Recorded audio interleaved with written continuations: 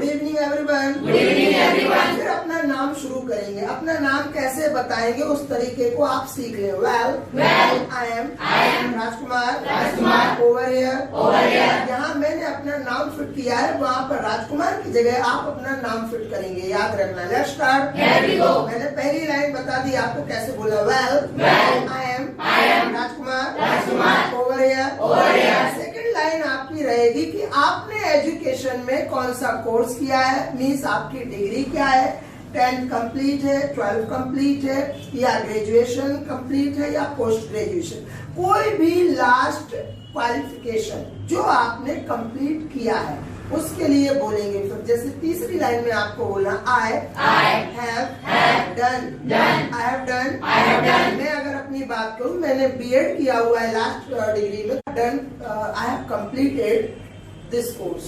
तो कितना नॉर्मल लग रहा है। इससे अच्छा आप आई हैव डन का यूज करें। क्लियर हुआ? Yes sir. तीसरी लाइन में आपको बोलना है जिस जगह के आप रहने वाले हो, जिस सिटी से आप आए हो, जहां आपका बर्थ हुआ। इनमें से मतलब कि इन द सेंस आपकी फैमिली कहाँ की है। अब मैंने आपको 3 तरीके बताए थे कि अगर जैसे सपोज किया जाए कि मैं भोपाल का ही हूँ और मुझे बोलना है कि मैं भोपाल से हूँ, तो मेरे पास बोलने के लिए 3 तरीके। I am from Bhopal. क्या? I am from Bhopal. ये भी बोल सकते हैं। सेकंड जो है हमारे पास ऑप्शन वो है आई बिलोंग टू। यहाँ पर याद रखना बिलोंग के साथ हम टू का यूज करते हैं हमेशा। I belong to Bhopal. सुनाई दिया? अगर मैं इसके लिए तीसरा अगर वर्ड यूज करना चाहूँ, लेट्स स्टार्ट। सबसे बेहतर जो आजकल लेटेस्ट इंग्लिश में यूज हो रहा है और मोस्टली स्टूडेंट्स बोलते हैं इसके लिए मल्टीनेशनल कंपनीज के इंटरव्यूज में या फिर आपके और अदर इंटरव्यूज में। Let's start. ये वर्ड तीसरा जो है वो यूज करते। आई हेल फ्रॉम भोपाल। क्या? आई हेल फ्रॉम भोपाल। अब तीनों में से आपको जो बेटर लग रहा हो आप वो यूज कर सकते हैं। Let's start. लेकिन ये तीसरा जो मैंने बताया वो ज्यादा कारगर है, जो वो ज्यादा लेटेस्ट है, आप उसका यूज कर सकते हैं। Let's start. इसके बाद चौथी लाइन रहेगी कि आप क्या कर रहे हैं प्रेजेंट में। Let's start. इसके अलावा एक और लाइन रहेगी आपकी कि आप अभी प्रेजेंट में कहाँ रहते हैं। याद रखना। Let's start. अगर अभी देखो, मैंने ये नहीं बताया कि मैंने ये नहीं कहा कि मैं जिस जगह पे रह रहा हूँ, जहाँ का निवासी हूँ, मैं वही रह रहा हूँ। Let's start. अगर मैं भोपाल में रहता हूँ, अभी मैं भोपाल का हूँ, लेकिन जरूरी थोड़ी है कि मैं भोपाल में ही रहूँ, मैं इंदौर में भी रह सकता हूँ। तो हम बता सकते हैं कि प्रेजेंट में हम कहाँ रहते हैं। अगर मैं प्रेजेंट में यहाँ भोपाल में हूँ तो मैं बोल सकता हूँ नाउअडेज। आजकल की बात हो रही है। Nowadays I reside at Ashoka Garden in Bhopal. क्या? Nowadays I reside at Ashoka Garden in Bhopal. याद रखना, मैं इसके लिए थोड़ा और नीचे भी जा सकता हूँ। अगर मुझे थोड़ा सा और हल्का इंग्लिश यूज करना है तो मैं इसकी जगह दूसरा भी सेंटेंस यूज कर सकता हूँ। Nowadays I live at Ashoka Garden in Bhopal. मैंने रिसाइड की जगह लिव वर्ड यूज कर दिया। आप चाहें तो रिसाइड को रिसाइड ही रहने दें, आप चाहें तो लिव वर्ड भी यूज कर सकते हैं, बस LIVE। Let's start. जो आपको बताया जा रहा है आप उसका चुनाव करें, उसका सिलेक्शन करें, उसका वेलकम करें, आगे आपको कोई प्रॉब्लम नहीं होगी। Let's start. अब आप बता सकते हो कि आप आजकल क्या कर रहे हो। Let's start. तो आप बता सकते हो कि आजकल मैं बिजनेस कर रहा हूँ। अगर आप बता रहे हैं कि हम जॉब कर रहे हैं तो आप जॉब के बारे में बता सकते हैं। आप अगर कोई कोर्स कर रहे हैं तो उस कोर्स के बारे में बता सकते हैं। Let's start. अगर मैं सपोज करो कि मैं BSc सेकेंड ईयर में हूँ, फर्स्ट ईयर कंप्लीट हो चुका है, मैं सेकेंड ईयर में हूँ। I am doing BSc। क्या? I am doing BSc।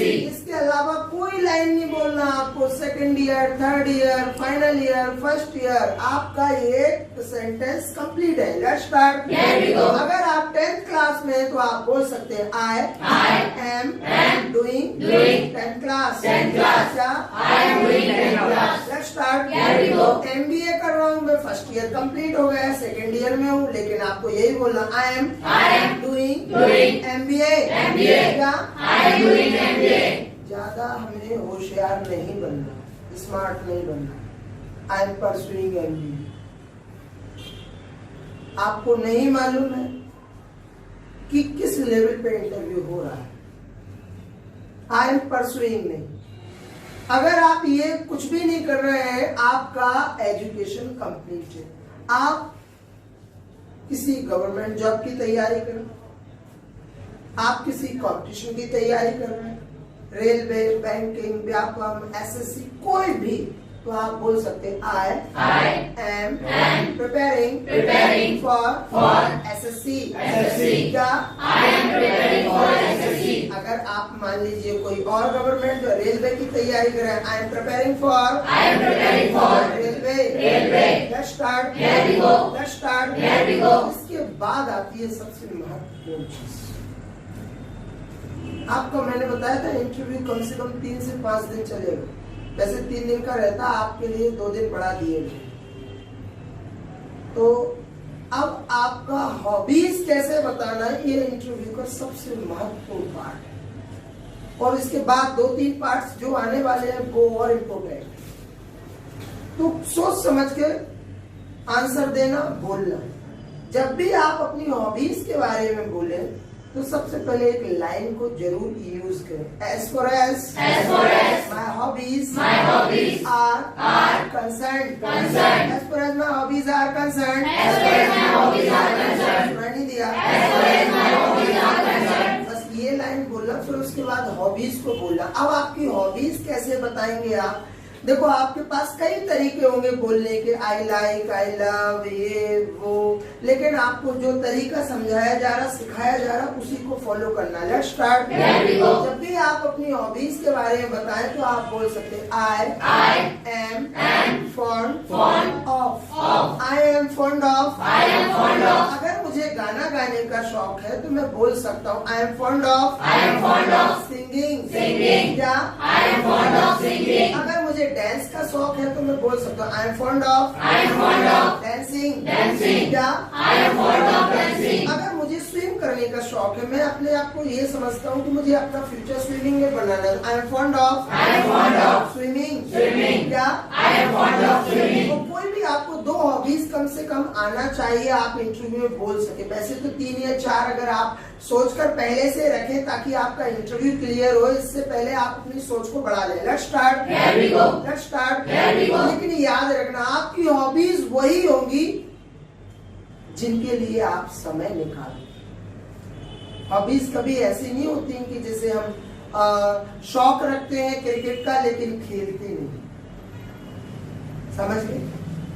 मैं ड्राइंग मुझे बहुत अच्छी लगती है लेकिन मैं बनाता ही नहीं, समय नहीं निकालता हूं, तो इसका मतलब कि वो मेरी हॉबी नहीं हो सकती है। सपोज मैं गाना नहीं गाता लेकिन मुझे गाना गाना अच्छा लगता है, तो मैं ये थोड़ी बोलूंगा अपनी हॉबी में I am fond of singing. क्यों? मुझे गाना गाने का शौक तो है लेकिन मैं उस हॉबी के लिए समय देता हूँ क्या? मैं निकालता हूँ, रोज गाना गाता हूँ क्या? आधा 1 घंटे प्रैक्टिस करता हूँ? नहीं। तो आप वो हॉबी ना बताएं, आप वो हॉबी बताएं जिसमें आप रियल में इंटरेस्ट रखते हो, जो हॉबी आपको आज भी इंस्पायर करती हो, प्रेरणा देती हो, आगे ले जाती हो, करियर में आगे हेल्प करे आपकी, आप उससे कभी बोर ना हो, कभी आप थके ना उससे। कोई कुछ है वो हॉबीज ऐसी होती कि आप रात को अगर सोने के टाइम पे 1 या 2 बजे भी अगर आप उनको आपका मन करता है तो करने लगते हैं। जैसे मैं हूं, अगर मेरा मूड हो रहा है कि मुझे पढ़ना है, मुझे पढ़ने का शौक है, बुक्स पढ़ने का, नई नई चीजें सीखने का शौक है, तो मैं बोल सकता हूँ कि बुक्स पढ़ना मेरी हॉबी है। I am fond of reading books. क्या I am fond of reading books। मुझे अगर जगह जगह घूमने का शौक है, मैं नेचुरल प्लेसेस ज्यादा घूमता हूँ, तो मैं बता सकता हूँ ये मेरी हॉबी है, क्योंकि नेचुरल प्लेसेस से मैं उनसे नॉलेज कलेक्ट करता हूँ कि ये किस लिए बनाया गया, इसकी हिस्ट्री क्या है, इससे क्या हमारे लाइफ से रिलेशन है, इसका किस तरीके से क्या कल्चर रहा होगा उस टाइम का, या क्यों बनाया गया, ये सारी चीजें मुझे नॉलेज के लिए अच्छी लगती है। Let's start. Here we go. I am fond of visiting new places. क्या I am fond of visiting new places. या फिर नेचुरल प्लेसेस अच्छे लगते हैं? I am fond of I am fond of visiting visiting natural places. natural places. इसके बाद और आप अपनी दूसरी हॉबी बता सकते हैं। आपको जो हॉबीज अच्छी लगती हो, जिनमें आप समय निकाल कर अपना कंट्रीब्यूशन देते हैं टाइम का, आप उनको इम्प्रूव करते हैं, आप उनसे बहुत कुछ सीखते हैं आगे चल के। Let's start. Here we go. जबरदस्ती कोई हॉबी ना बता जो सूट ना करती, ये आपके लिए डिससेलेक्ट भी करवा सकती है। तो ये बहुत महत्वपूर्ण है। ओके, तो ये तरीके